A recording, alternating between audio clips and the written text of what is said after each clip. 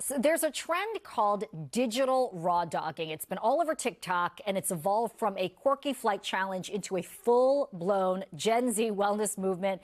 The idea is pretty simple. Put your phone down, turn off the noise, and just sit with your own thoughts. No scrolling, no music, no entertainment. As people's attention spans shrink and screen time climbs, young people are pushing back in a surprisingly low-tech way. Psychiatrist Dr. Joshua Weiner joins us to weigh in on whether there's real science behind the silence. This is such a fun topic. Thanks for joining us. Let's start with what exactly is digital raw dogging, and why do you think it's resonating so much now with the younger generation?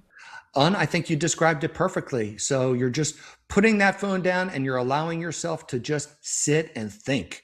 No distractions. And that is a rare thing nowadays. It's interesting, right? You probably see this with your teenage kids. Mine, they're watching a movie. They're on their phone while they watch a movie. It's like, come on, just focus on the movie, right? And so you've got to recognize these Gen Zers, these are now kids between the ages of roughly 15 and 30. This is the first generation that grew up entirely in the digital age. And you talk to these kids and they realize they are so engaged in this digital world and they know it's not good for them. They know they're losing some ability to focus on things and they're constantly looking for that dopamine hit. But it's very tempting. So they are now trying to push back against this. This is this new fad where you're going to put down that phone and just allow yourself maybe to be bored and let your mind wander a little bit. I think it's good. Right, if you could actually get the buy-in from a teenager, right? So is there actually something to be gained from unplugging completely, or is this just an internet fad right now with a funny name? Well, I think it's actually both. I think it is an internet fad with a funny name, and it's interesting, right? Gets us talking about this, but I do think there's science behind this.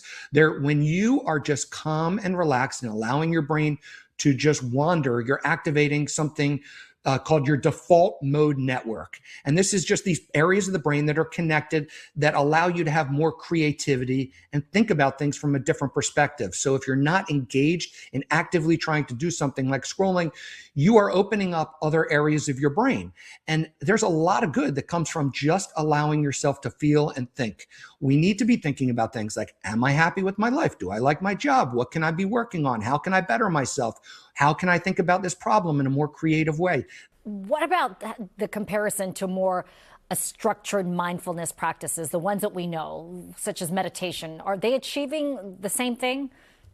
They're kind of similar, but not the same, right? So I think of them both as being forms of exercise, right? So meditation is more formal. That's a more formal workout program.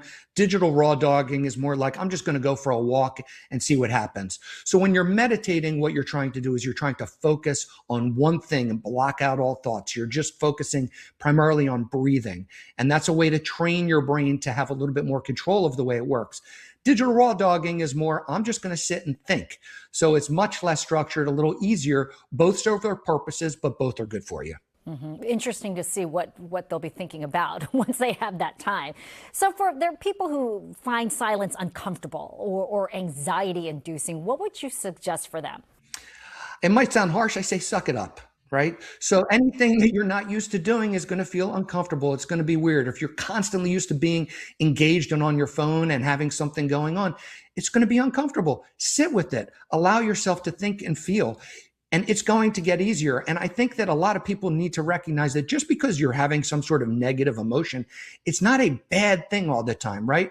Allowing yourself to think and feel these things is somewhat your body and your brain's way of telling you, hey, there may be these unresolved issues that you need to be paying some more attention to. If you're constantly trying to distract yourself, you're not allowing yourself that opportunity to potentially to come to some solutions that may actually end up working and helping your life in the long run. So, I think that people just need to deal with it and recognize I'm going to get used to it. It might feel uncomfortable at first, but it'll be fine. Right. Unplugging for even a short period of time has to be good for your mental health, for sure. Yeah, you don't need to be a psychiatrist to know that. Dr. Joshua Weiner, thank you so much, though. We do appreciate your insight.